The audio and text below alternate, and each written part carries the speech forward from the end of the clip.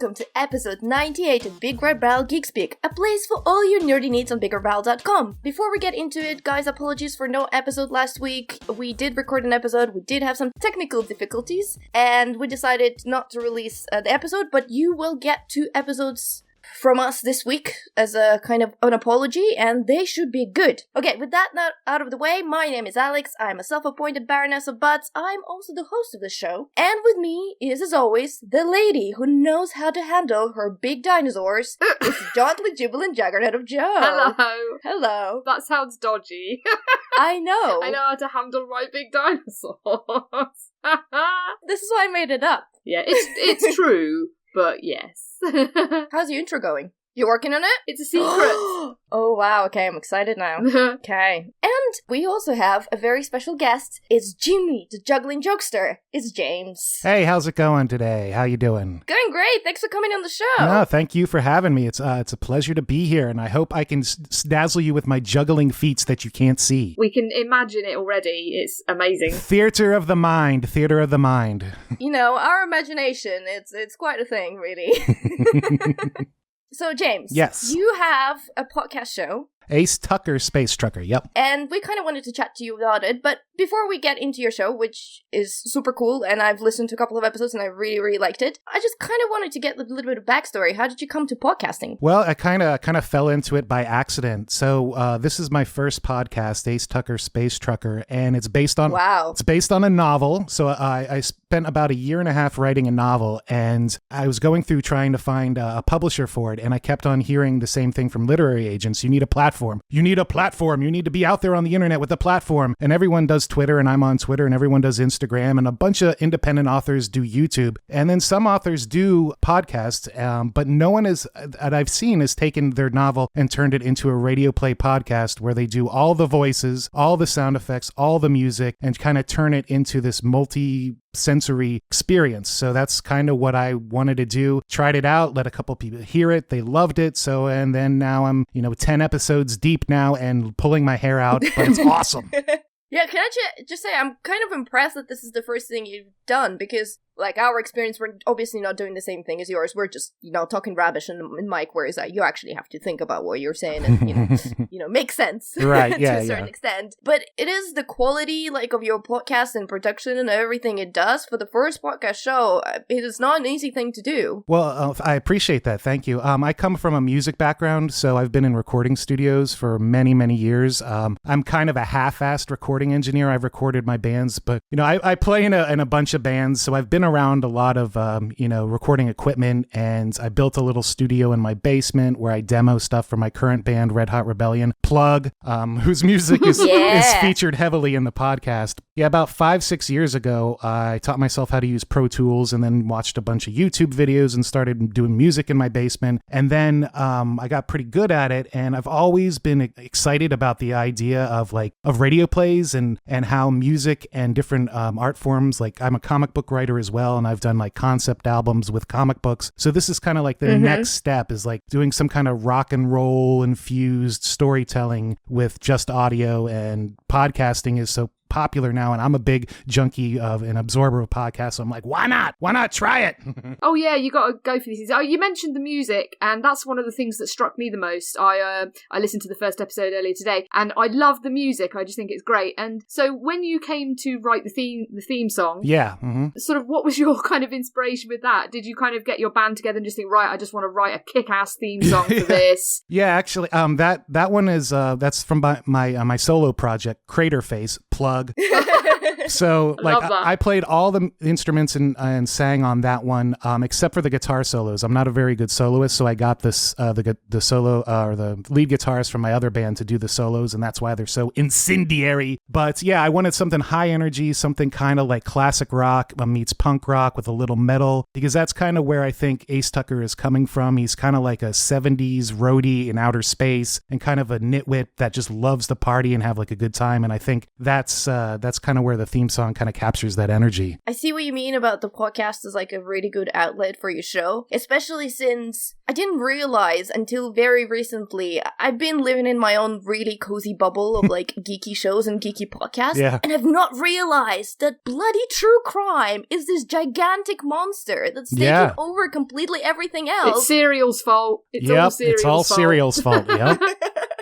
And then everything else is just so tiny in comparison. And they're like, listen to me, knock knock, we're really good. And everyone's like, no, true crime. We're listening to true crime. Nothing against true crime. I listen to a couple of true crime podcasts myself, but it's just like, it's nice to see something more original than who stabbed who and all that. Depressing and murderous and... Yeah, I mean, there's some other, like, kind of serialized fiction podcast storytelling experiences out there. But from what I have seen, I mean, they may be out there. I don't know if anyone's doing it all themselves, and that's kind of where I hope I'm standing, a little bit alone and somewhat unique. Like, people assemble a cast of characters, and I actually considered it, but it's kind of hard to get people all in the same room. I mean, look at us. We're across the planet right now, but we... Yeah. And even this was hard to schedule, so... Bloody time zones. Yeah, stupid time zones and the damn curvature of the Earth. I know, god damn it. If the Earth was flat, it'd be fine. Exactly. It'd be no well, maybe it is. You mentioned obviously that you do everything on the show. You do all the voices, and I must admit, all your different accents are fantastic. I'm particularly fond of your Russian accent. Yeah. I'm sure Alex enjoyed that very much. Can I just say, it sounds a little bit like Arnie. It is. It totally. In fact, there's a joke in a later episode. I think it's maybe 4 or 5, where someone says, "You sound like a really terrible Arnold Schwarzenegger impression," and that's because I can't do a Russian accent. So it's like Red Heat era Arnie. Yeah, it's all good. Exactly. So it's a terrible Arnold Schwarzenegger because because my Russian accent is even more terrible. But, and my Elvis impersonation is completely terrible. I was like, "Hi, man. Oh, how's it going?" Oh, I don't think it's that bad. I was enjoying the Elvis very much. I think that adds to the mystique, though, and kind of the fun. It's because I obviously put a lot of work into it, but I'm not trying too hard and I'm not taking myself seriously, so. No. I think, it's the fun project it is because you're having fun with it. If you're very kind of, I gotta get this right and being very pedantic of how you pronounce it, it would show and it wouldn't be as fun. And I think, it's part of the fun. I was listening to the first episode, I don't know, a couple of days ago or something, and where you put the Soviet hymn, and I was like, oh god, blast from the past.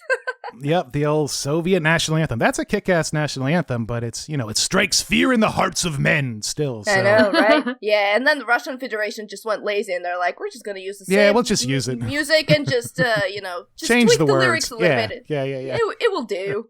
Well, it kicks ass. It's like, why change a cool song? Everyone loves it, so I don't know. But yeah, I like to use a lot of music and sound effects and kind of make it, more of a... Like, I don't know if you guys, you're a little younger than me, but there used to be these records where they were like comic book records where they like did Spider-Man and it was like a radio play with different actors and sound effects. And I really loved those as a kid. So I kind of wanted to recreate that with this. And because I still haven't found a publisher for the book, this is kind of my outlet to just get the story out there. And right now it's pretty popular and probably more popular than if I self-published it myself, so who knows? I was going to say, like, a lot of what you do obviously is a bit of a different level, but some of the best audiobooks that I now listen to do exactly the same thing. Right. They add special effects, soundtracks, they have, different voice cast as well in it, so it's very much like the radio play is still there, it's just moved slightly to different, I guess, more marketable format. Yeah, exactly. Like World War Z, did you ever listen to that one on the audiobook? But it's great. The one that I encountered lately was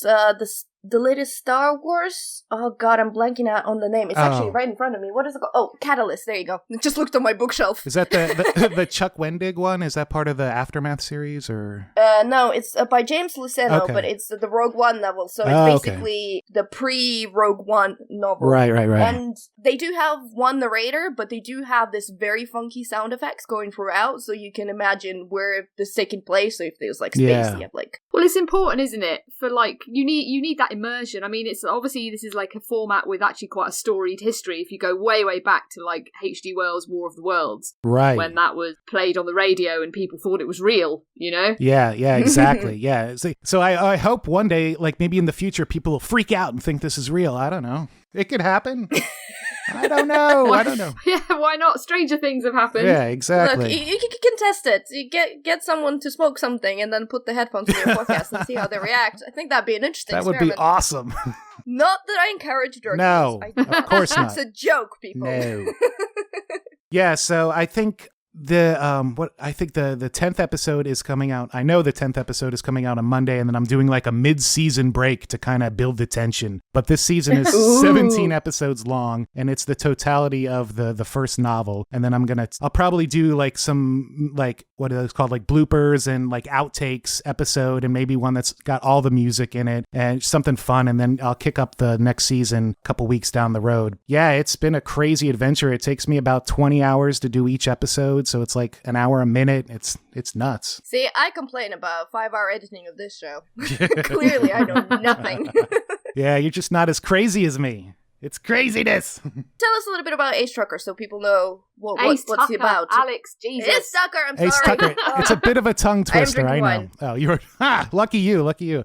So Ace Tucker, Space Trucker is about a man raised in outer space and taught how to be human by a Russian cyborg chimpanzee, and he must help Elvis Presley protect a time machine from an alien who is hell-bent on destroying the galaxy.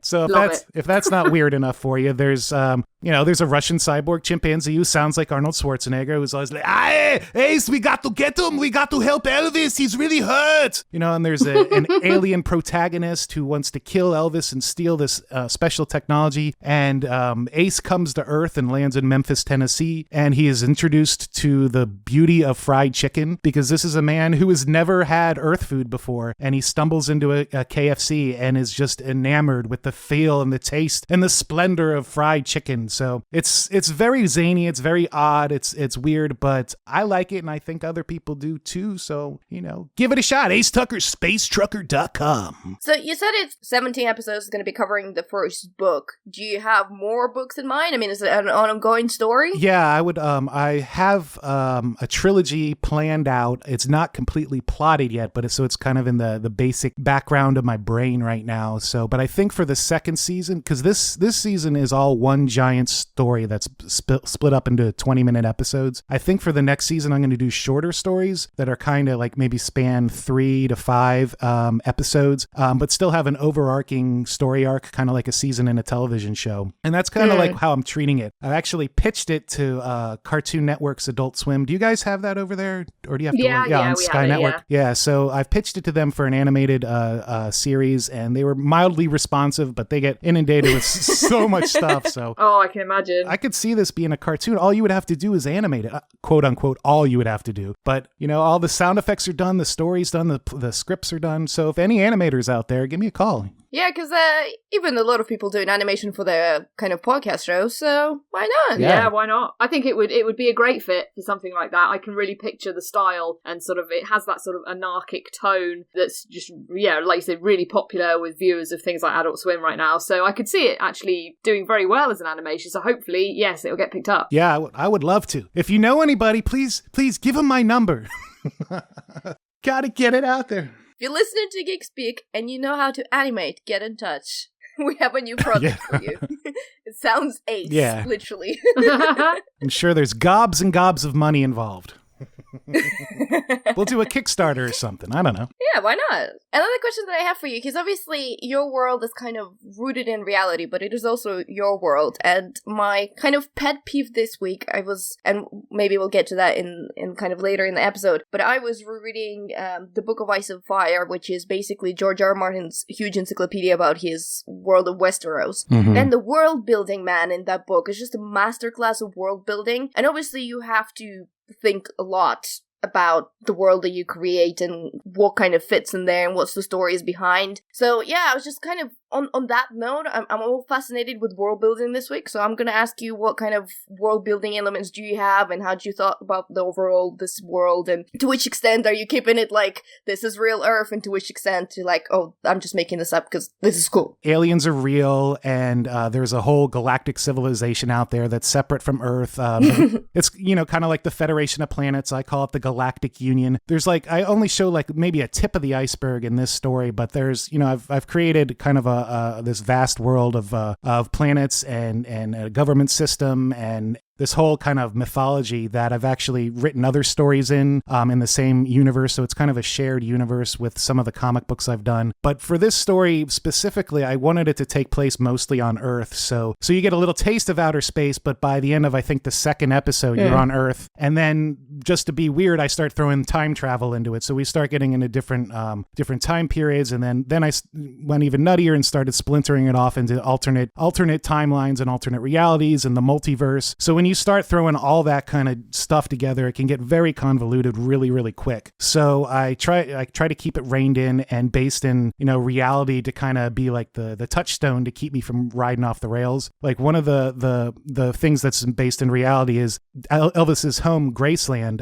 You're not allowed to visit the second floor. When you tour the mansion, you can go to the basement, you can go around on the property, you can visit the first floor, but not the second floor. And why is that? Well, it's because there's a secret time machine stashed up there. Yeah, that Elvis is keeping secret until the time is right that he can let it out and the rest of humanity can ascend to the heavens and become part of this galactic community. So I spent a lot of time getting the geography right, getting dates right. So like there's a couple blocks on Elvis Presley Boulevard where Graceland is that, I meticulously studied Google Maps and from all angles to make sure I got the geography right and where the stores and the gift shops are and all that kind of stuff to kind of keep it grounded in reality, but also allow it to be completely insane where, aliens are trying to steal a time machine from Elvis and destroy the galaxy. So I don't know. Did that answer your question? I kind of went in a big circle.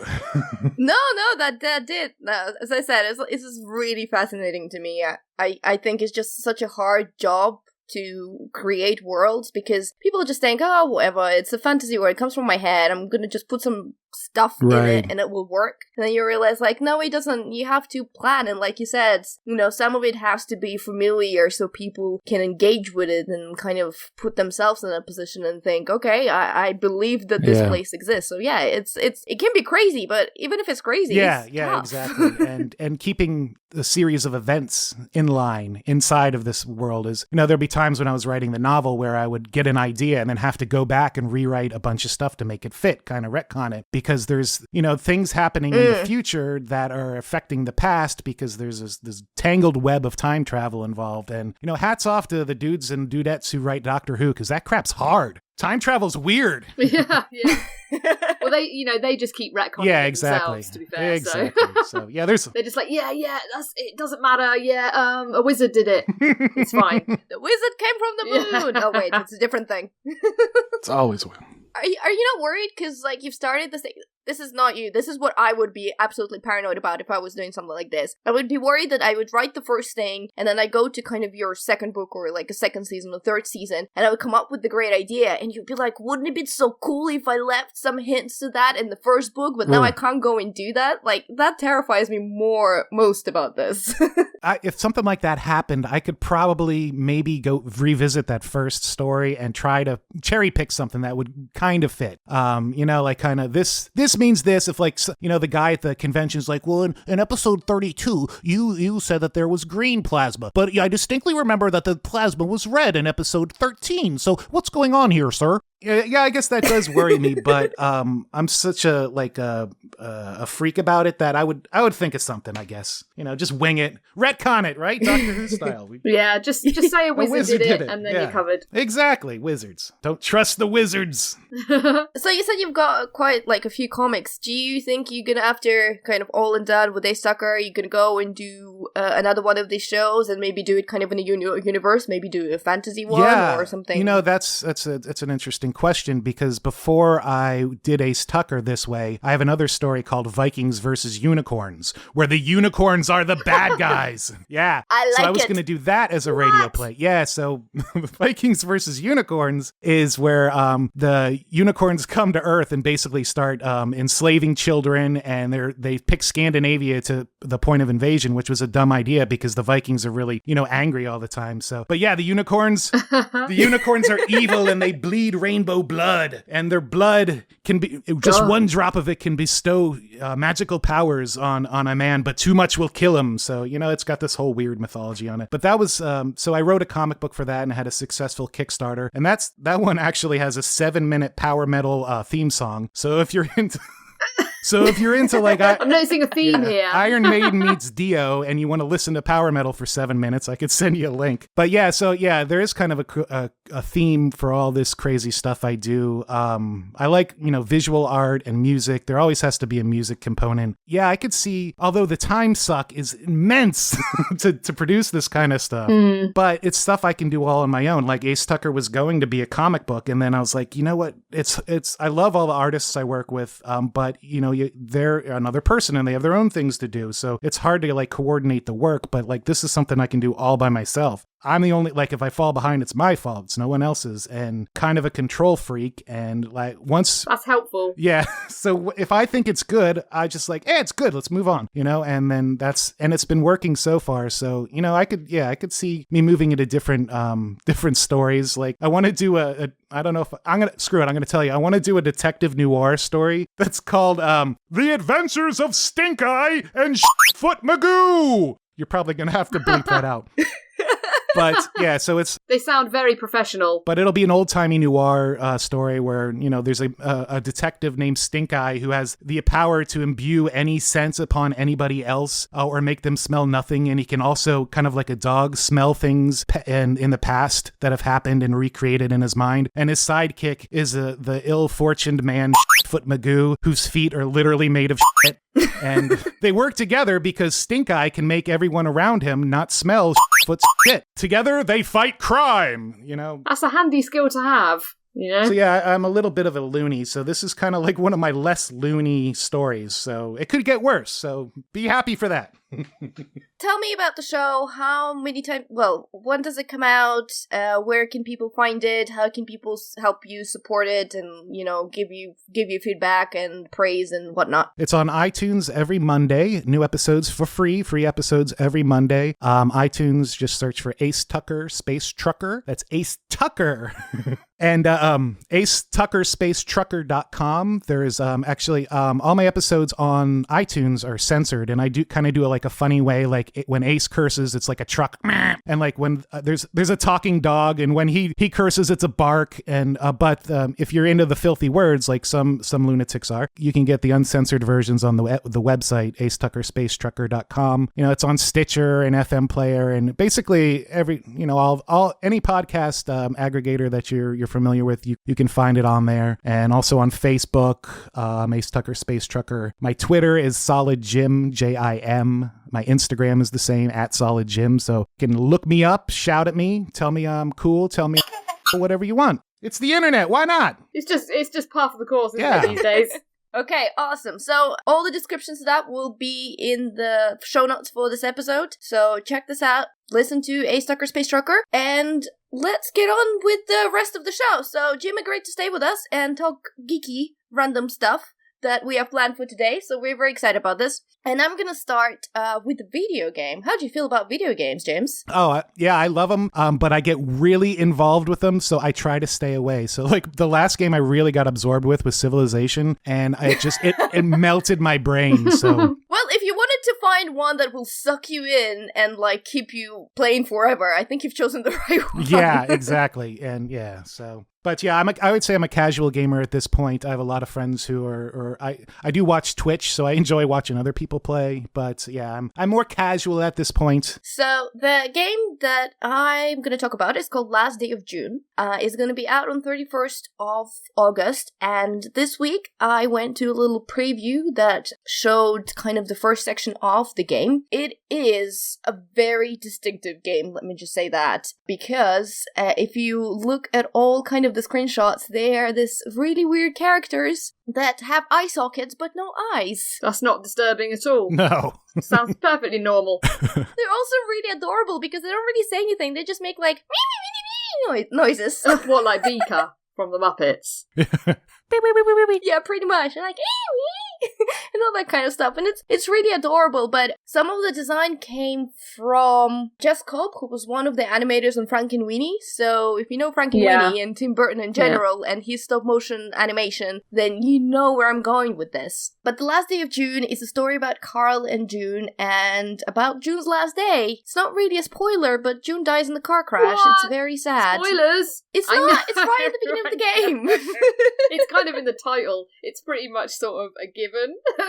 Yeah, it's pretty much sort of a given. And, they had this very adorable relationship, and June is a painter, and Carl is this very dorky dude with big glasses who really loves his wife, and they went out on the pier for kind of a romantic date, and then on the way back, they had a car crash, and unfortunately June dies. And it's a lot about love and loss, and it's an interactive tale, basically, so it's in the vein of the things like Virginia and Firewatch, so that's kind of that kind of game. Nice. Then Carl discovers that through June's paintings, he can travel back in time and relive the moment through some of the characters present in the village. So both Carl and June live in this incredibly adorable village, and they have like a different sets of characters, like an old man, a kid, an adorable bulldog, that kind of stuff. And June paints all their neighbors, and she has paintings of them all around the house, and kind of by touching one of the paintings, Carl kind of transports into them on the day of the crash, and he not only finds out what the characters were doing during the time of the crash and how different circumstances contributed to the crash, he's also trying to change the past events to prevent the car crash from happening. There's a lot of time travel and going back. What I absolutely love about that story, that it is more show than tell. So it's the stuff where you'll pick up little things all the time, and they have effect while you're playing. It might have like a tiny effect. Like at the very beginning of the story, Carl picks up the flower in the field for June, and if he gives to June that flower, then she draws a painting of Carl with the flower on, and if he doesn't give June the flower, she draws a painting with Carl without a flower.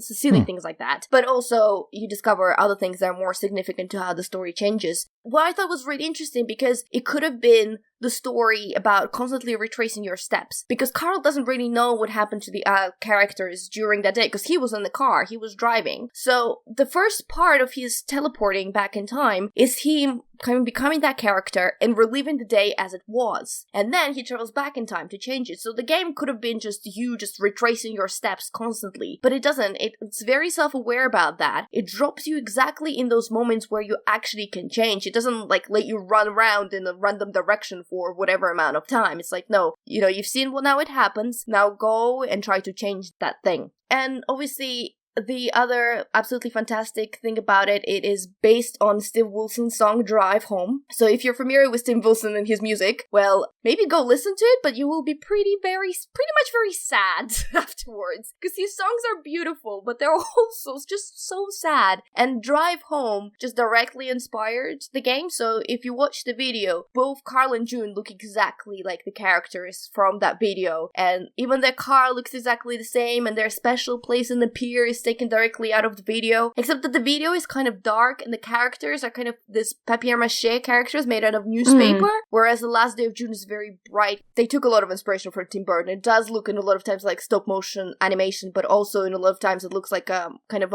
impressionist paintings with kind of blurred but bright colors. Anyway, it's absolutely gorgeous, and it has the music from Steve Wilson, and I'm really looking forward to it, especially since a couple of episodes ago, I think, we discussed, depth of imagination video games and how everything is completely, kill or be killed mechanic. Yeah, I was just going to ask you about that, because I listened to that episode, so I wondered if is there shooting and death involved in this one, or is it more story-based? That's cool. Yeah, it is story-based. I mean, if you think about our Bigger Barrel guys, then Kev from Bigger Barrel Cast, he'll probably just watch that on YouTube, because that's not his kind of game. Sorry, that's a reference for old-time listeners who know what I'm talking about. I really like this type of games. It is story. It is a narrative experience. It is you just wander around and look what's around you and take it in and see what kind of things you can change. And the puzzle element of it is just picking up what aspects of the story can be changed. And obviously you'll change the story of one character, but there are 4 other characters and they're also doing something at the time. And just because you've changed something that the first character does, it doesn't mean that the crash is still gonna stop, because there might be other circumstances that will still keep it happening. So it's the combination of actions by all the characters somehow have to orchestrate to hopefully save June. I don't know if that's actually going to be possible, but it's kind of that puzzle of who's been where and what have they done and how to kind of arrange the events of that day in a very specific sequence. But in terms of gameplay, you pretty much walk around and press X. I played it on PS4, so on the controller you press X. That's the only action it is. So if you're in for your game mechanics and fighting mechanics and, complicated, I don't know, whatever, controller functions, I'm making shit up at this point.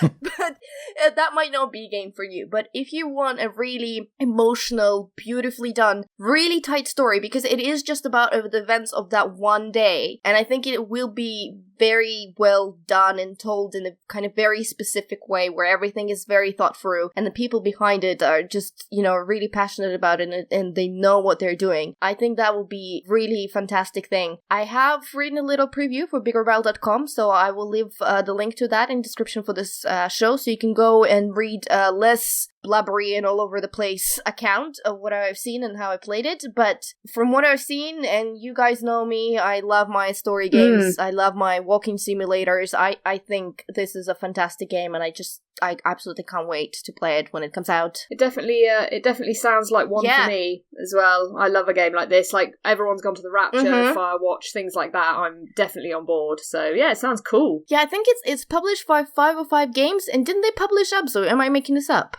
Yeah, I'd have to look it up. But obviously Abzu was quite different. But yeah. Awesome. I believe I'm correct. Yes, I am correct. You get a gold star. Yeah. Yeah, that sounds really cool. That's a type of game that I think I might get into. So now I'm going to go to buy a PS4. Thanks a lot. It is also on PC, so okay, I think you're safe there. Okay, but good. Yeah, it's one of those games that I don't think you have to be a gamer to play it. I think you just have to love stories. Yeah, it sounds like more of an interactive story experience, which is cool. I mean, that's the aspect of video games I always liked. But then when you get bogged down and having jump duck, dodge, kill, that's where it loses me. But this sounds really neat, so yeah, I'm gonna check it out. You sold me. Yes. One more. Nicely done. Yeah, from what I've seen, I've really, really loved it, and I actually really love everything by Tim Burton. So the look of this game is right up my alley, and the characters are just really adorable and it was really touching because you can't know what they're saying, right? So you're almost kind of substituting what they're saying in your head instead of the voices. And there was one really touching moment where Carl walks up and he's trying to find June in the room, and he's going around and he's screaming like, sorry. And it was just so sad in my head. I was just... See, I feel like I'm going to cry already and I've not even played it. God damn it, Alex, you know what I'm like. I've kind of substituted honey in my head because in my relationship we call each other honey, so that's very emotional to me, and I was sitting there like, no, this is so sad. Oh, god damn it. It's going to be like the beginning of Up all over again, isn't it? Yeah. Sorry about that. But yes, last day of June. Just check out the trailer. Beautiful music, beautiful visuals, beautiful story. Recommends all around.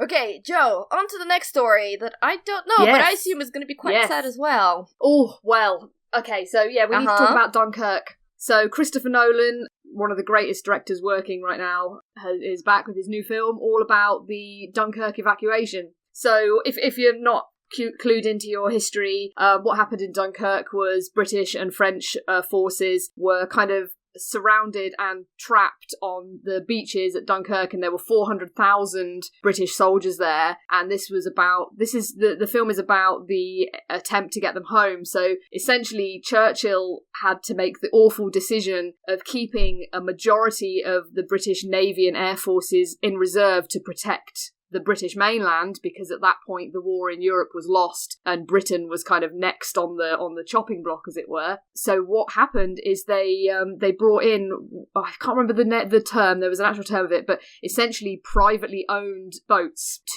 were sort of drafted in by the Navy to travel over to Dunkirk and collect as many of these soldiers as they could. It's a fascinating period in history, and the film tells the story in an incredible way. Is it like in little vignettes? Yeah, so kind of. Basically, Christopher Nolan said all along that this wasn't going to be a typical war film. This was more of an experience, and he wrote the script, and he wrote it very much to not rely on a lot of dialogue and exposition and things like that. The film is almost like, it's a very grueling sort of test of how much intensity you can handle. So there's 3 separate narrative strands, and they take place over 3 different time periods, and they all kind of intersect at key points. So there's one that's called The Mole, which is named after the pier on the beach that they use to embark onto the ships, and that takes place over a week. Then the next narrative strand is called The Sea, and that takes place over just one day. And the third strand is called The Air, and that takes place over an hour. And these are all kind of interwoven together at key points, and it works incredibly well. I didn't actually know that the film was going to be structured this way, and so when the film opens and you see that this is what's going to happen, it just suddenly became incredibly clear to me that this was genius. The film is incredibly well put together in terms of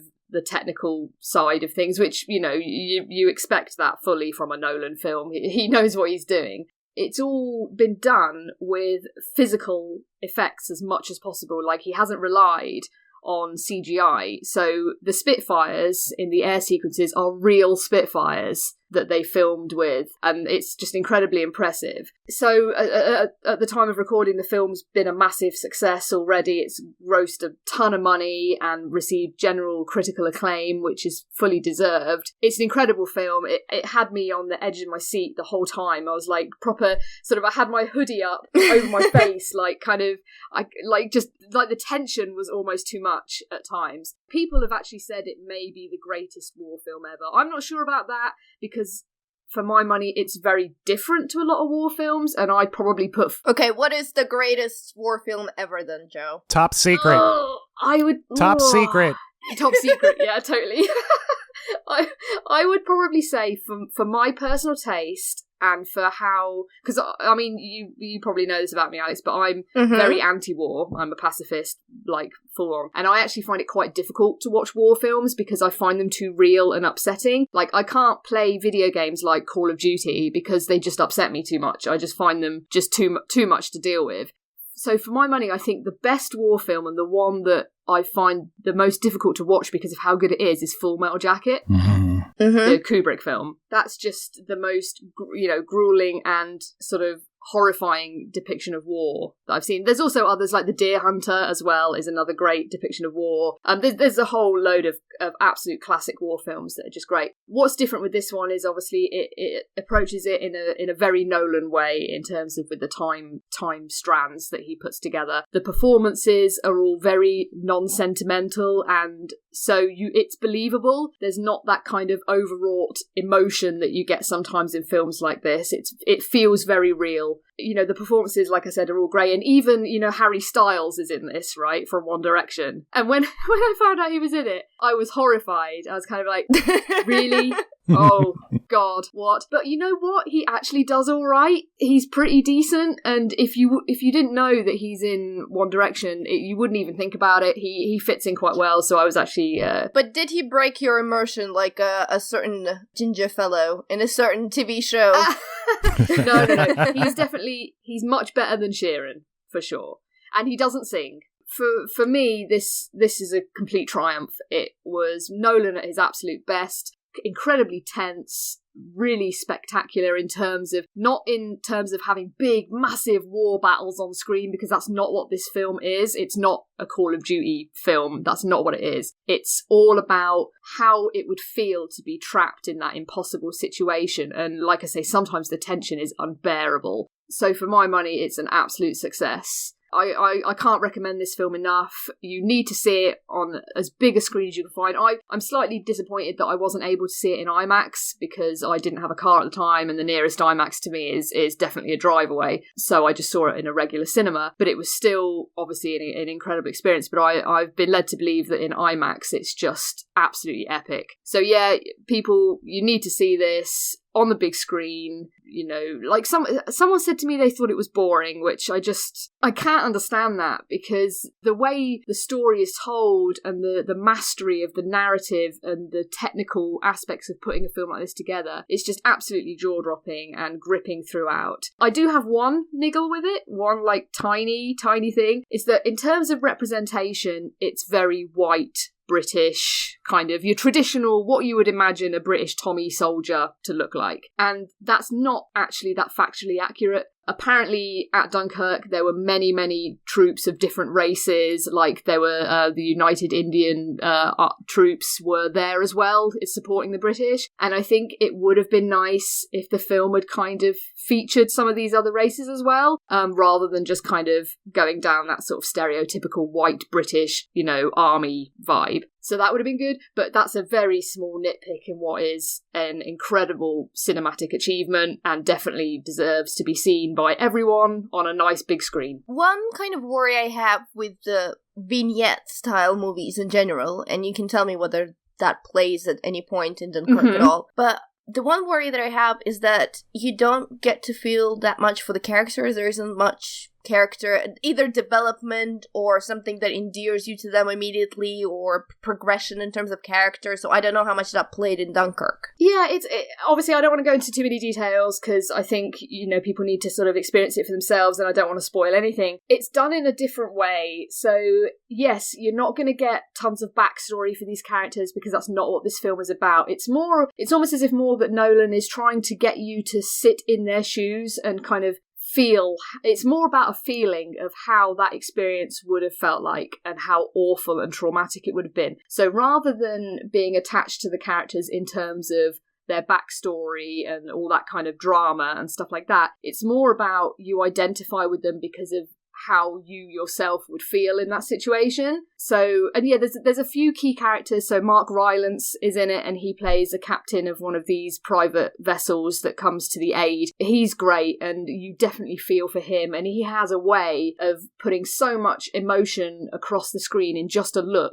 without any dialogue at all that just works great in terms of making you feel what's happening, and you definitely get an emotional response. I mean, I was pretty much in tears at the end because I found the whole experience like so intense in a good way. I mean, the film, I found some of it difficult to watch because of how I feel about war and because of how intense and sort of stressful it is at times. But it is an incredible achievement for sure. And yeah, I think some people it's not going to satisfy because they might expect like a more bombastic war film with loads of explosions and CGI and stuff. Yeah, they'll think it's a blockbuster, basically. Exactly, and it's not that kind of film. It's not that sort of war film at all. And it's not, people, I think it's unfortunate that certain audiences are going to go into it expecting, because of what Nolan has made in the past, obviously he made the Batman trilogy and stuff like that, they're going to expect a lot of action and things like that. But that's not what this film is. It's more an examination of the tension of a situation like this. And for my money,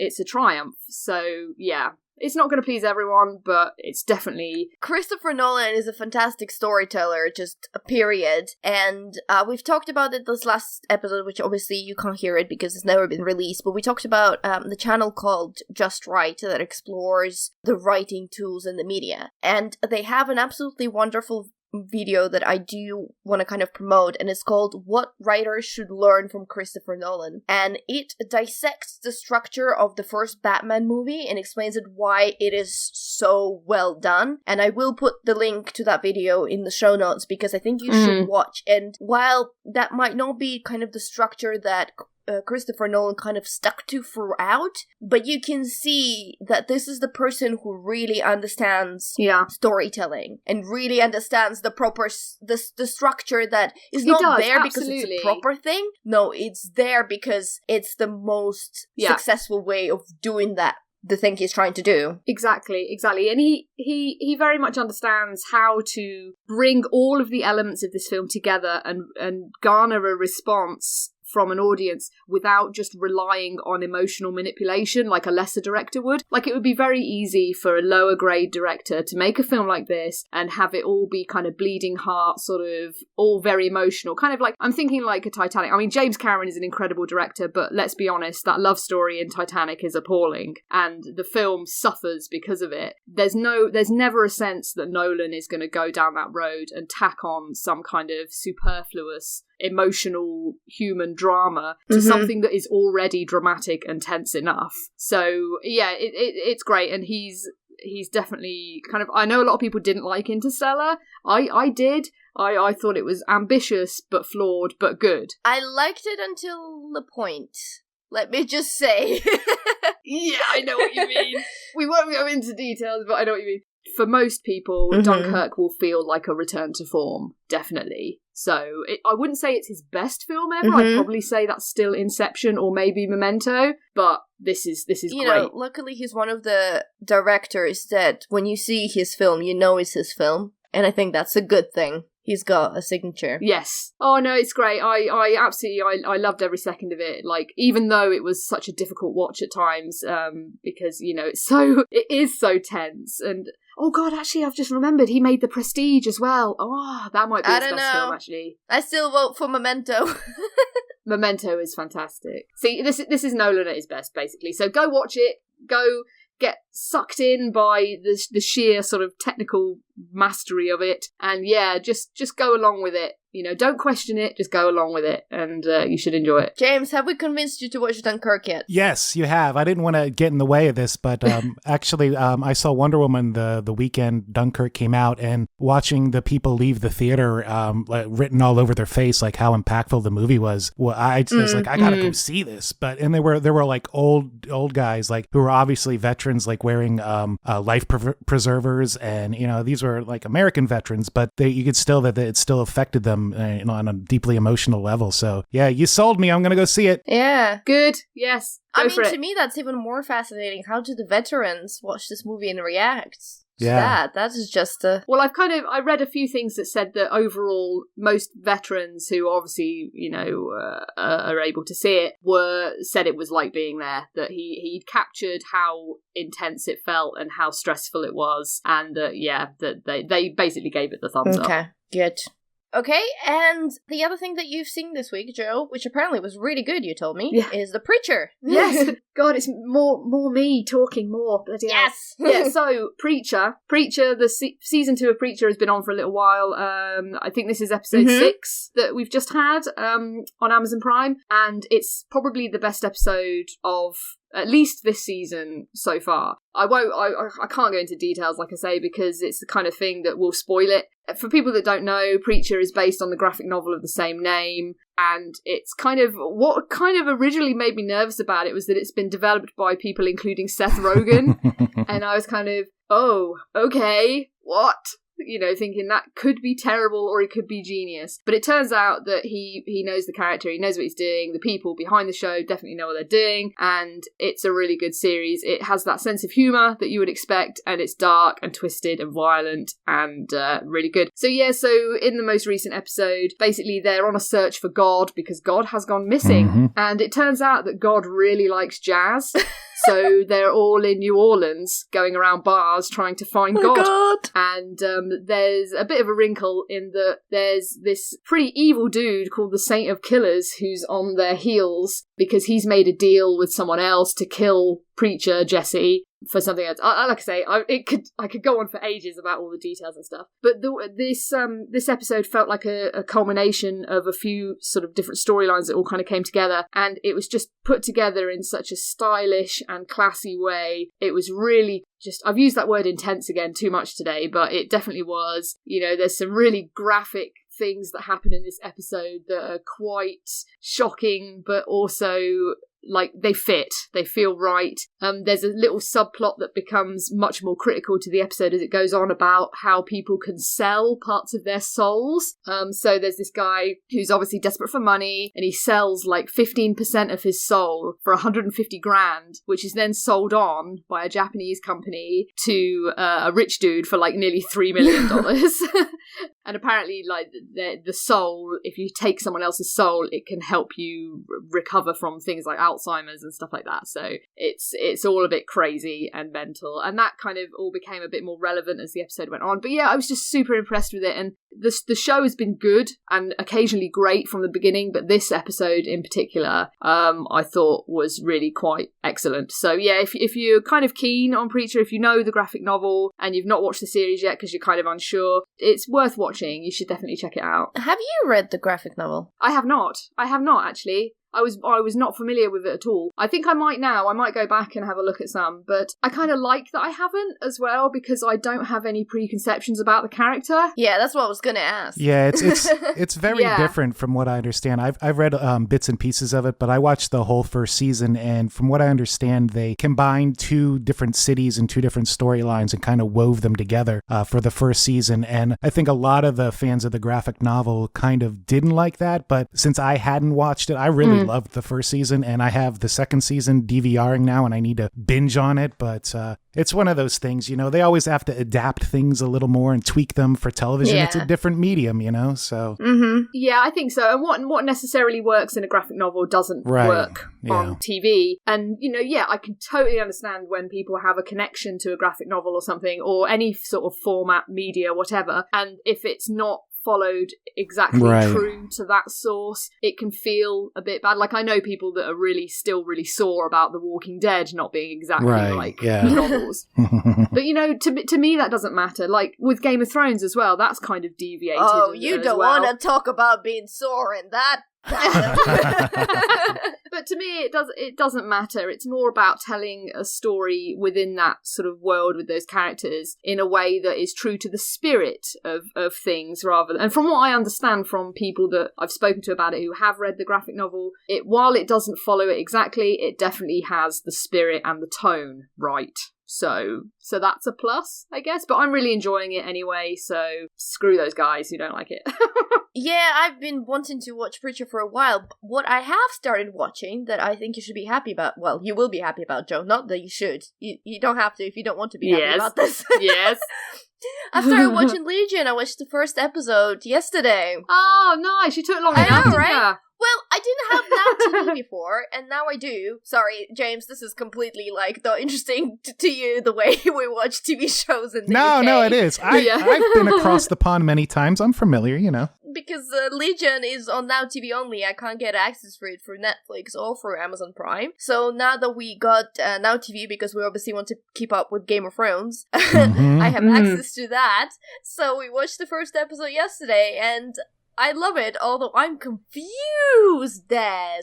Yeah, give it time. It all makes a bit more sense. Not too much more sense, but a little bit. And that's one that I DVR'd, and my DVR took a me, and I lost the whole season. So now I have to wait for it to be on DVD or Blu-ray. Yeah, bad times. But I love that because, it's in the X-Men universe kind of tangentially. So I'm way into that. So looking forward to it.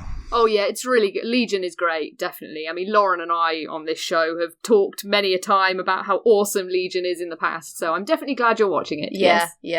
I know. The one thing that I want to point out about it is that this is the way they mention the mutants and X-Men in Legion is how I always wished they mentioned them in the actual X-Men movies. Like, it's very grounded, how they do it in Legion. It's very believable. Whereas in X-Men, it always felt to me like a superhero movie, so I never kind of believed that was real. But when I watched Legion, I almost believed that is a reality I could be living in. And even when they mention stuff like mutants, which of course is, but I still kind of feel like that is part of the universe I live in. It's way more realistic, believable, whatever adjective you want to put on it, but it just works better. Well, that's one of the best things about Legion, actually, is that it never actually felt like a superhero show at all the way through. I mean, yeah, there's powers and mutants and stuff like that, but it never feels like a superhero show. Anyway, so I'm gonna watch the second episode tonight. I'm looking forward to it. Good. Yes. Okay, guys, so this is the end of our show, so thank you very much for listening. So we gotta say thank you to a couple of people. So on the forums, I'm gonna say thank you to Stingo and Selfie Joe. Joe, do you want to say thank you to people on Twitter? Yes, certainly. So a big thank you and hello to our good friends Will Driver at WillDriver93, Richard Kirk at Richard Kirk, and Ian Alexander Crane, which is at IA Crane, who says he wants you to watch Doctor Who. So now you've watched Legion, you need to watch Doctor Who now. No. Yes. No. Oh, come on, you need to watch it when Jodie Whittaker starts. It's going to be so good. Yeah, I'm looking forward to that, yeah. She's going to be great. Watch the Christmas special and see how you get on. Maybe. I love Torchwood. Is it anything like Torchwood? Because I love Torchwood. No. You guys encourage me so much. Just watch it. Okay, maybe one day, Ian, maybe. It's a perfect time to start, actually, because they're essentially rebooting it, so it's a great time to start. You don't have to go back and watch all the others. If I do start watching it, at which point do I start watching it? Because isn't there, like, bajillion doctors going back 20 years ago or something? Don't worry about it. All those stories are essentially kind of concluded at the moment, so your best bet is actually to start now and, like, watch the Christmas special. Then they'll get Jodie Whittaker in, and it'll essentially be starting a whole new storyline. So, yeah, they'll mention some stuff in the past, I'm sure, like all things about the Doctor's timelines, but it won't matter. So, yeah, it's actually a good time to start. I agree. Cool. Okay, I'm almost convinced. Almost. Well, I've got a few months to keep going, to keep convincing you. We'll get there. Work on it, Joe. If you guys want to get in touch with us, you can do so on BigRedBarel.com, on the post for this episode or for any other episode. You can do so on Facebook, facebook.com/BigRedBarel. There is a Gamer Nights group where you can play video games with the Big Red Barrel lot. There'll be a link to that in the description below. You can also chat to us on Twitter @BigRedBarel if you use hashtag Geek Speak. That helps us to find your tweets. You can also speak to us directly. I'm at DustyTulip_. I'm at Pixel Ritual. And I'm at Solid Jim. We would also absolutely love you if you leave us a review on iTunes. That hasn't happened in a while. I suspect it's because people just stopped listening to things on iTunes, and I can't really blame you guys, but it would be really, really appreciated if you went on iTunes and gave us a review, whatever we deserve, we would like, and in fact, you can go on iTunes and check out Ace Trucker Space Trucker and maybe leave him a little review. Yeah. Yeah, exactly. Yeah, Do definitely it for should. Elvis. Do it for Elvis, man. Come on, here, man.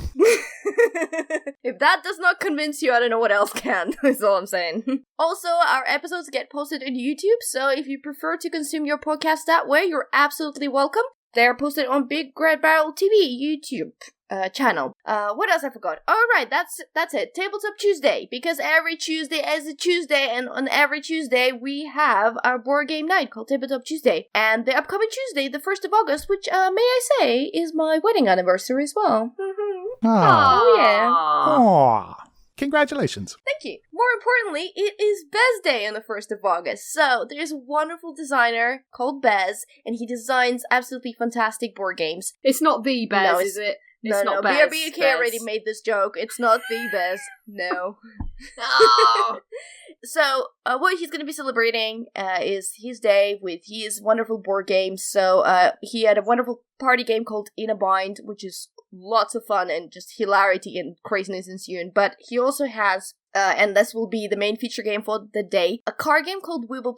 It's not actually a card game, it's more of a card game system. So you can play a variety games using those cards, and they can be pretty much whatever suits you. There are cards that are more kind of storytelling and narrative games that you can play with it. Some of them just fun party games, some of them word games. So whatever thing that is yours, you can find a game within the Weeble++ system. And he's gonna bring also a lot of other prizes. So if you come on a Tuesday, play any of the games, Bez's games on the night, you'll be entered in a prize draw and you have an opportunity to win those games. And we're actually really looking forward to it because Bez is absolutely lovely and he's a super talented board game designer, and we just love to support that kind of thing. Another thing that I will shout out is Cookies and Blues, which happens every whatever Sunday. Me and Julia are so good at keeping up with with our Sundays. But if you didn't know, it's a streaming channel, and me and my friend Julia, we stream games. We're currently playing through Mass Effect Andromeda, which, whatever you think about Mass Effect Andromeda, we are hilarious and lovely. You should come there for us. Maybe. Definitely. I wholeheartedly agree. Aw, you're lovely, Joe. Because Julia's busy, it's not going to be on for a couple of weeks, but in the meantime, me and Coleman from BRBK are doing ad hoc streams, and this is going to make Joe happy of Heavy Rain. Ooh. So if you miss a stream, because they come for random days on the night, whatever we're available, there will be kind of VODs saved on the stream. But other than that, I think in 2 weeks' time, we're coming back with Mass Effect Andromeda, and if you want to catch up with any of our playthroughs, they are also on BRBTV YouTube page. Have I forgotten anything? I think that's it. I think we're all Awesome. Okay, so for episode 98 of Big Red Barrel Geek Speak, I have been Butts. I have been Joe. I have been Jim. And we bid you goodbye. Bye. Bye. Bye. Bye. Butts. I think you need to have James's butts at the end. Okay. Butts.